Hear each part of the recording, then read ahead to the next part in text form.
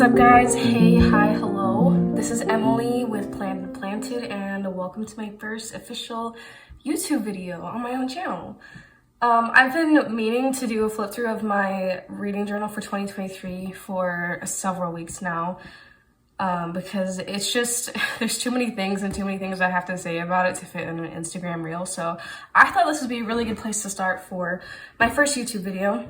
Because I've been getting a lot of questions about it, and also I have an accompanying blog post where I have still shots of all of these spreads and more information with details of where I get some of this stuff on there. So be sure to check that out if you have any interest in some of the still shots, so you don't have to like screenshot out on your phone. This is an Art and Olive journal. Big shock if you have followed me for any amount of time. I'm actually an ambassador for Archer and Olive. So I have a discount code that you can use to get 10% off their website. It's Planned and Planted 10. And I just really love this company. I've been using their journals for like 3 or 4 years, and then I applied to be an ambassador last year and was selected, so that's super cool. And this journal is from their fall 2022 collection, and I believe it's actually sold out. I've seen so many people on Instagram with this same journal for their reading journal, so clearly y'all have good taste. But let's go ahead and just get into the flip through. So on this first page, I have this grid spacing bookmark, which I actually saw Tracy, I don't remember what her exact YouTube channel is, but I will be sure to link it below. But she actually made one of these, and I thought it was so smart, because in the past I've just used the first page to do some grid spacing stuff, but then I'm like constantly flipping back and forth to get like measurements and stuff. And with this bookmark, you can just put it on whatever page you're on, and you have all of the measurements right there laid out, and it's game changer, you guys, like literal game changer. I've been bullet journaling for like 5 years, and this is like one of the most brilliant things that I have ever seen. It doesn't quite fit in this pocket without sticking out, which is why I have it bent, because it really bothers me that it sticks out. I'm afraid I'm gonna just like, it's gonna get ripped or something, so I need to laminate it soon. I see a lot of people decorate this page, and I, for some reason, have just been paralyzed by fear of doing that and messing it up. Don't ask me why. I'll probably just end up writing my name there. But anyway, I'll get to that eventually. This is my cover page for the year. This is pretty similar to the cover page that I had last year. This is my 2021 and 2022 journal, because I put them all in one, basically. But let's see here. It's almost identical to what I had last year, but on a bigger scale, and like the doodles are a little bit different. Because I just really liked how this looked, and so I just chose a different quote for this year. And then I also added in my color palette. These markers right here are all of the colors that I'm using for this journal. And I have gotten a lot of questions about what these colors are, so let me just like tell you. This is the these are Tombow dual brush pens, by the way. This is the 991. The brown color is 992. This little peach color is 912. The lighter green is 192. The light blue is N60. And then this darker green color I actually have had for a while, and I have rubbed off the like number.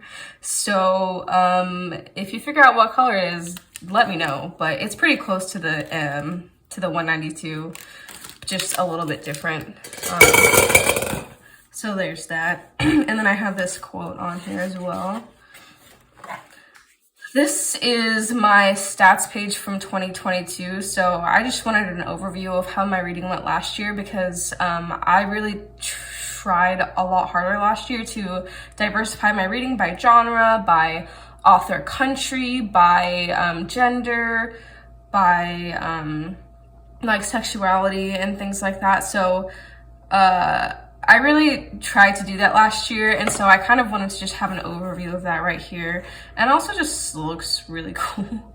But this is just good motivation for me going forward, like as I'm reading, to be like, oh, you know, this area I slacked on a little bit, like I could read more Black male authors or more non-binary authors, things like that.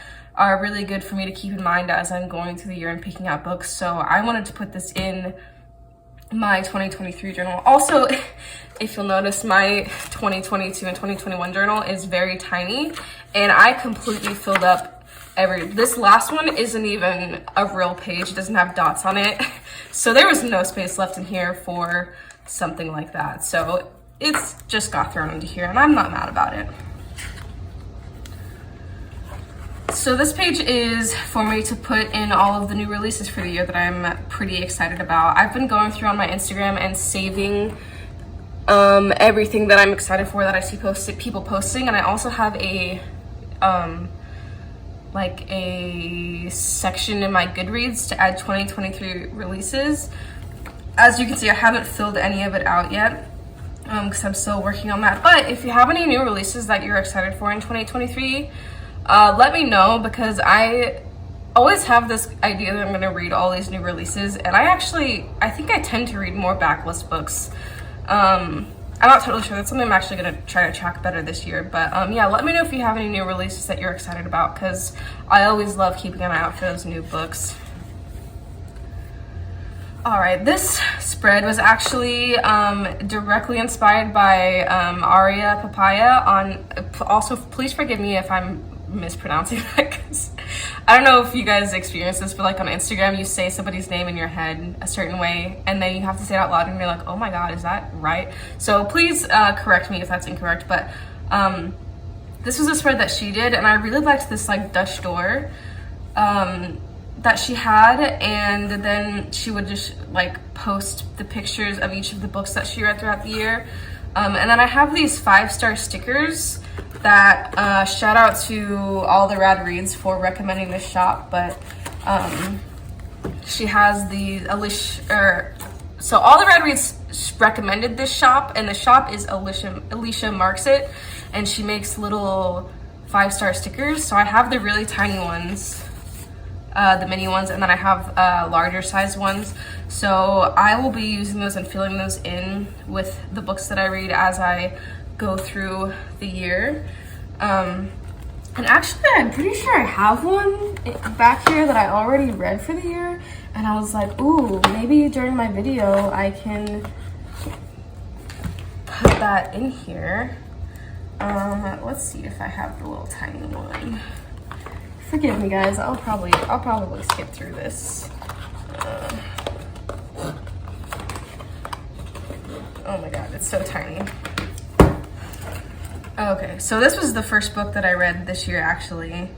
So the idea, also forgive me because I printed this on sticker tape, and it is a bitch and a half to pull off. Okay, so this is the first book I read for the year, and you just put it in here like so. And how cool is that? And then at some point it'll be filled up. I don't know if it's gonna be completely filled up, because I did like 64 squares just to have it even, and the most books I've read in a year is like 57, but at least this whole one will probably be filled up, so that's pretty cool. I really like this one. I'm really excited to see it come to fruition. This is my reading challenge page. Last year I had this as just like reading bingo, but I wanted to do like blackout bingo where I fill all of them in.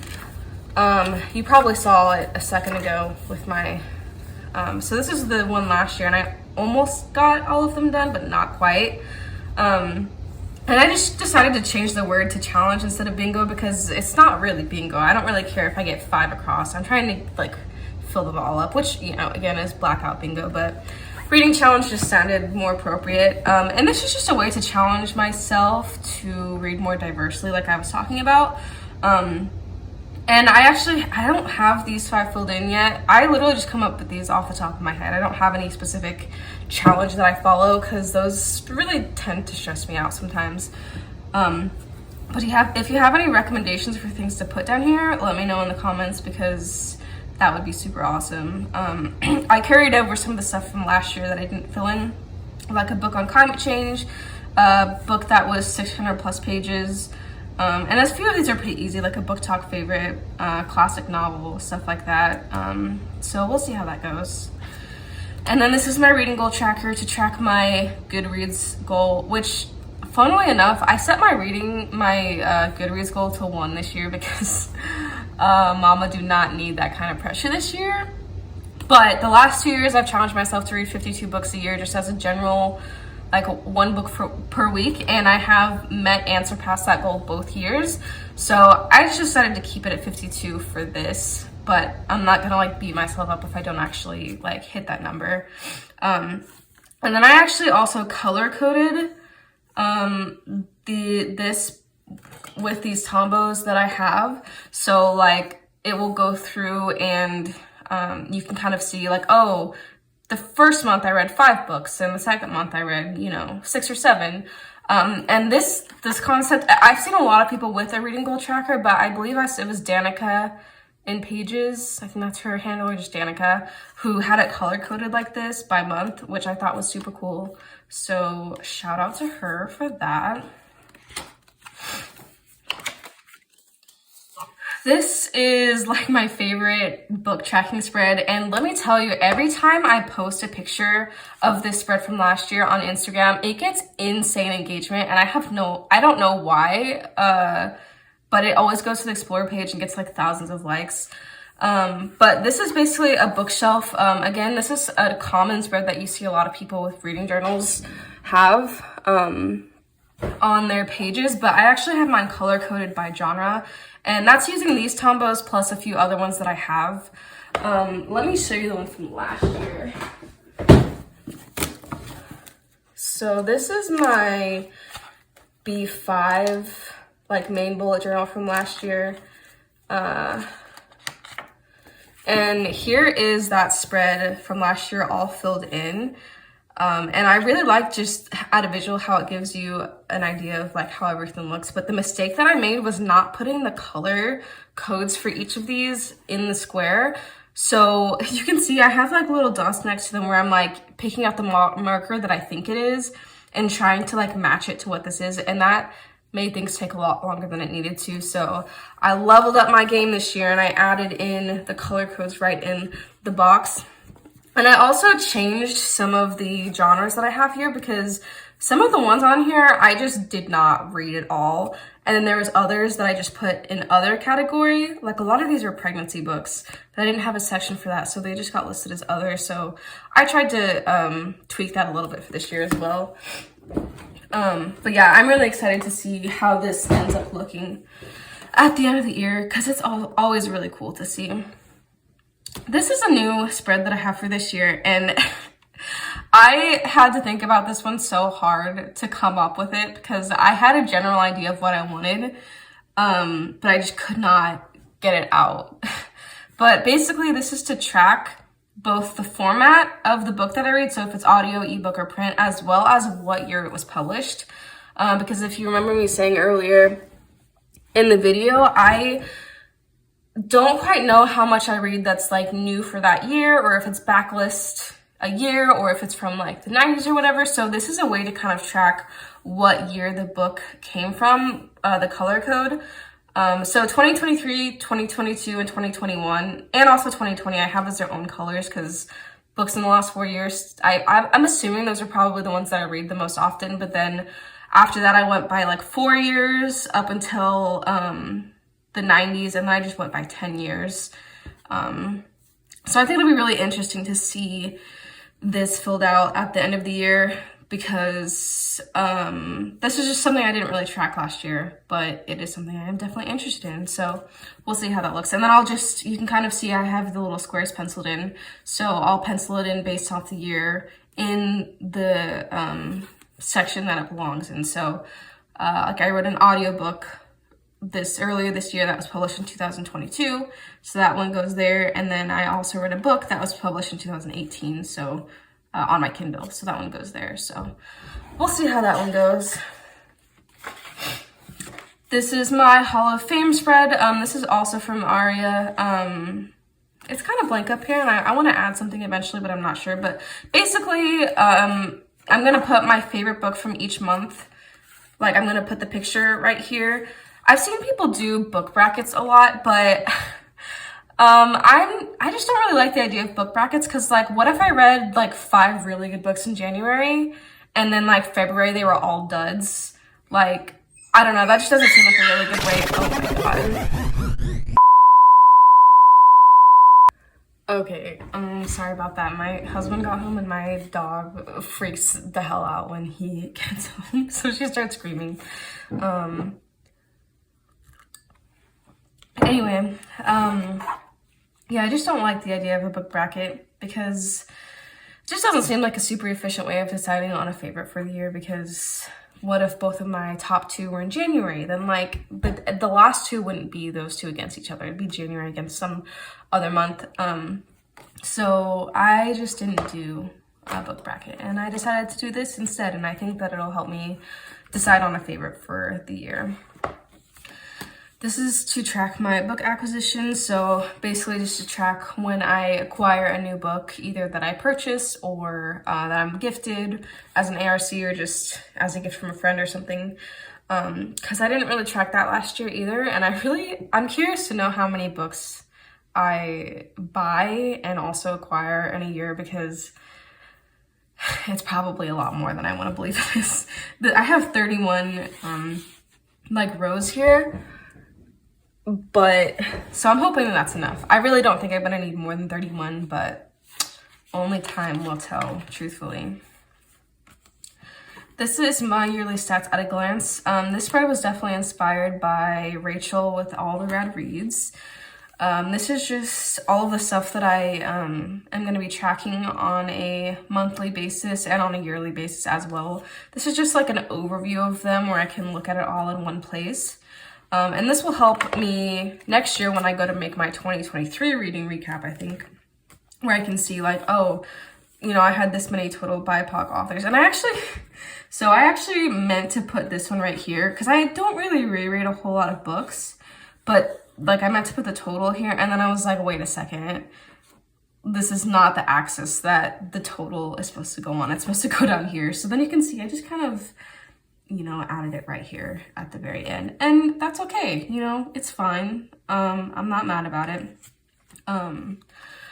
But yeah, so I'll just go through each month and fill out each one of these, like how many books I have for each one, and that will just help me keep running total going up until then.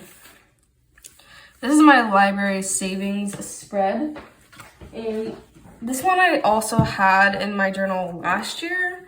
It was kind of randomly placed in the middle.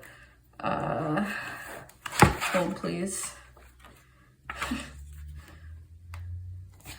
Okay, so this was in my 2022 journal, and you can see it's just a list of the library books that I read and how much money it saves me. I ended up saving almost $550 last year, which is insane to me. Support your local libraries for sure. And this is just the library books that I checked out and read. This isn't even listing the library books that I check out and don't read, because that just seems like way too much tracking for me, because I check out a lot of books that I don't end up reading. So that's what this is gonna look like eventually, just on a smaller scale, but I decided to keep it pretty simple again for this year.